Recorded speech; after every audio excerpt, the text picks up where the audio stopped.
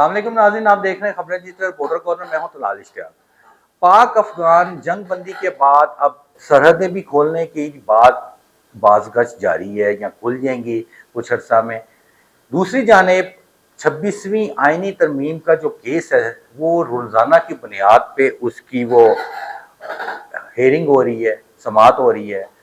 और वज़ीर आला KP के सुहेल अफरीदी ने फेडरल गवर्नमेंट की जानिब से बुलेट प्रूफ और बम प्रूफ गाड़ियों को वापस कर दिया गया, जबकि तलाल चौधरी का कहना है कि ये गाड़ियां बिल्कुल आलमी मेयार के मुताबिक हैं और इसको गलत वापस किया गया। ये तमाम खबरों पर डिस्कस करने के लिए हमारे साथ मौजूद हैं एडिटर कोऑर्डिनेशन ज़ियाउल हक साहब। अस्सलाम वालेकुम। वालेकुम सलाम। सर, सबसे पहले आप ये बताइएगा कि जंग बंदी तो हो चुकी है, अब बाज़गश शुरू हो गई है कि सरहदें भी खोली जा रही हैं, अभी तक फैसला नहीं हुआ। असल खबरियत क्या है कि कब खोली जाएंगी या खोली भी जाएंगी, सरहदें नहीं खोली जाएंगी? तलाल इश्तियाक साहब, ये आपका कहना कि सरहदें नहीं खोली जाएगी इम्पॉसिबल है, मुमकिन ही नहीं है। देखिए, हमारे यहाँ जोग्राफियाई मामला कुछ इस किस्म के हैं कि पाकिस्तान और अफगानिस्तान एक दूसरे के साथ जुड़े हुए हैं।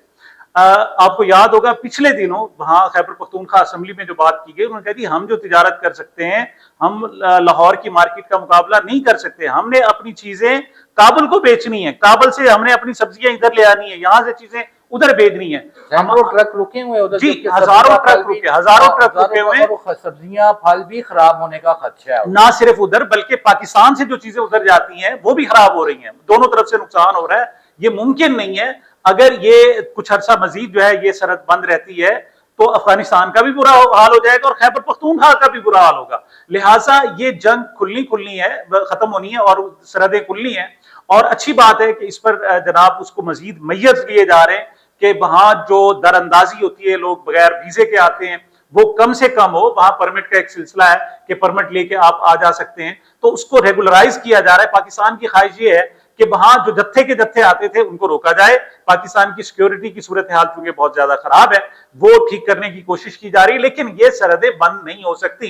इंडिया के साथ आपने बंद कर सील कर दी, वहां जनाब कुछ भी नहीं हो सकता। लेकिन आपको याद है जिन दिनों यहाँ सैलाब आया हुआ था, वहां जनाब वो चारा मौजूद था और उन्होंने कहा था आए और काट कर ले जाए, तो पाकिस्तानी लोग जाते थे उनकी सरहद में, वहां से चारा काटते थे और वापस पाकिस्तान में आ जाते थे।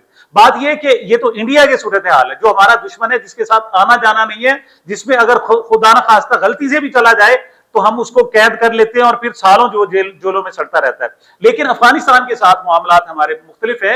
वहां की मार्केट काबुल पर डिपेंड करती है, वो लाहौर की तरह की मार्केट नहीं है जो पूरी दुनिया के साथ जनाब कंपीट कर सके। लिहाजा ये खोलना जरूरी है और अच्छी बात है कि ये खुल रहे हैं।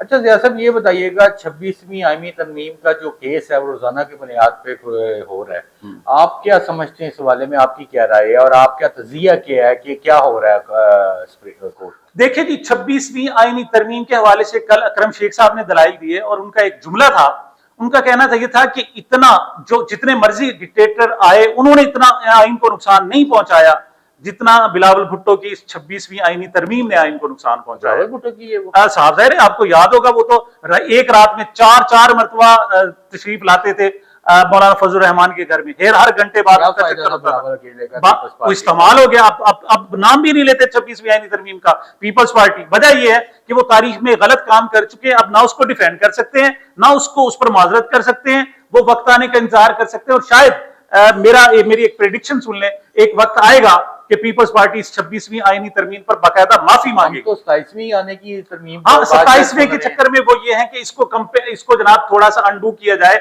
यहाँ जो उनसे फौज गलतियां हो रही हैं, बात यह है कि यहाँ एक मरतबा एक आमिर एक डाकू आ जाए और वो वहां आइन बना दे कि जनाब मैं इस घर का मालिक हूं, आप सारे मेरे नौकर हैं, उसको फिर कोई चेंज नहीं कर सकता, उसको चेंज नहीं कर सकता।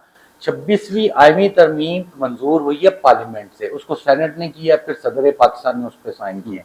27वीं आएगी वो पार्लियामेंट के लोग ही करेंगे ना, मैं और आप तो बैठ के नहीं करेंगे। जैसे 26वीं आईनी तरमीम हो गई थी ना, आपको याद है बेचारे का डायलिसिस हो रहा था और उसने अपना बैग साथ लगाया हुआ था और उसको जबरदस्ती सिक्योरिटी में लाया गया था। बलोचिस्तान अवामी पार्टी के उस वक्त लोग चीखते रहे कि हमें जनाब अगवा किया गया है।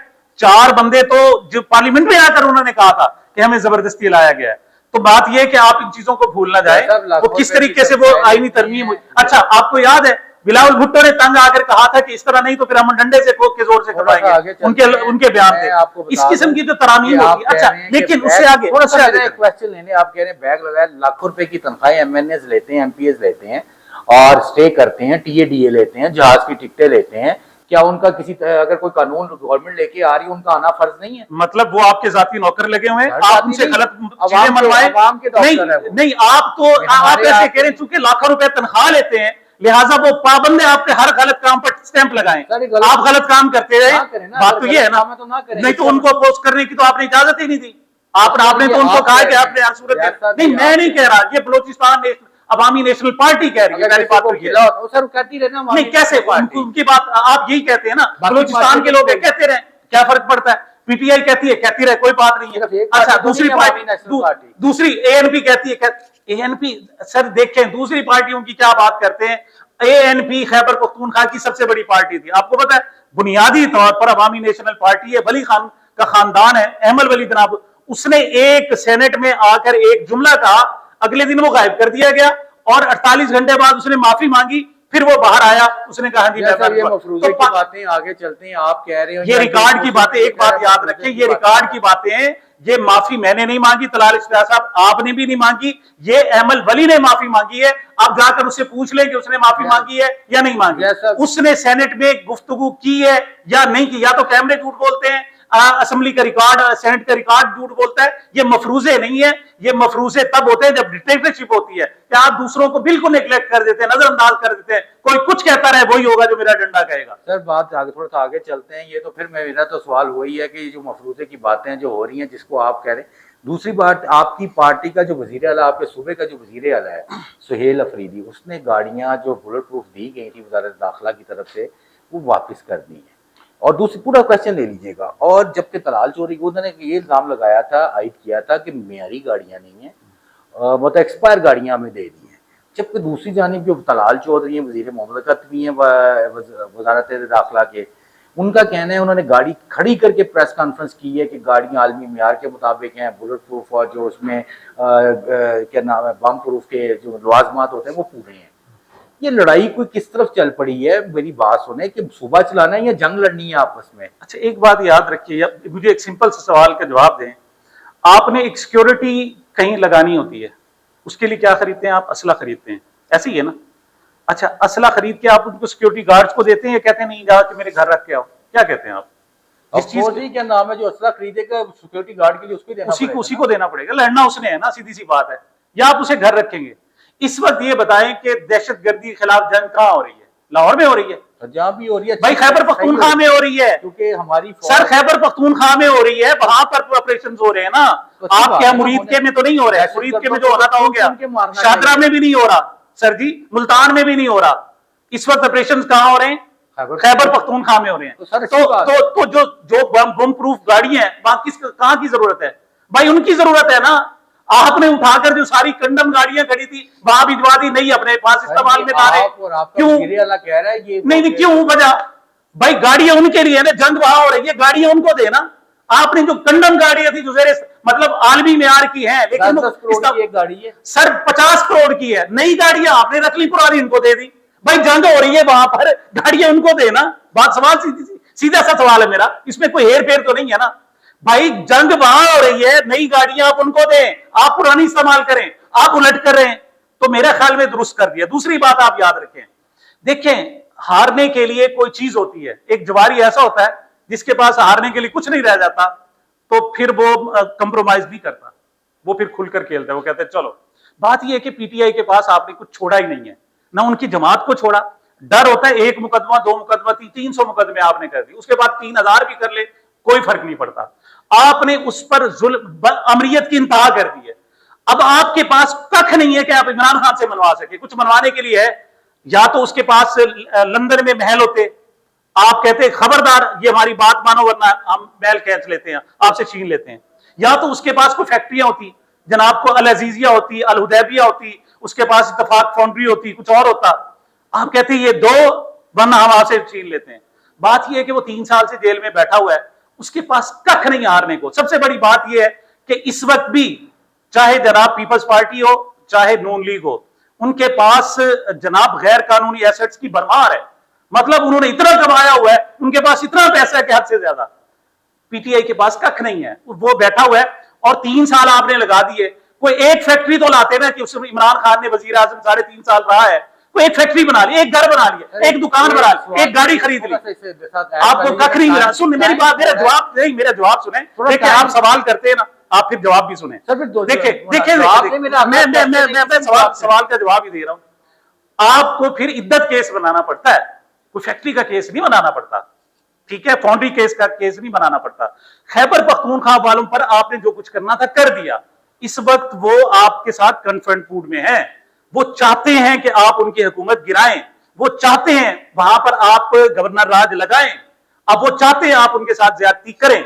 बात यह कि एक लीडर उनका बैठा हुआ है, उसको आप मुलाकात की इजाजत नहीं दे रहे, इससे बड़ी अमरियत क्या होगी? फिर उनसे तवक्को करते हैं कि वो वजीर आला जनाब फलां करें, ये करें, वो करें।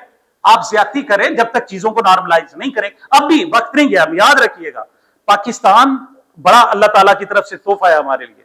हम उसके साथ जुल्म कर रहे हैं, हम उसके साथ जुल्म कर रहे हैं।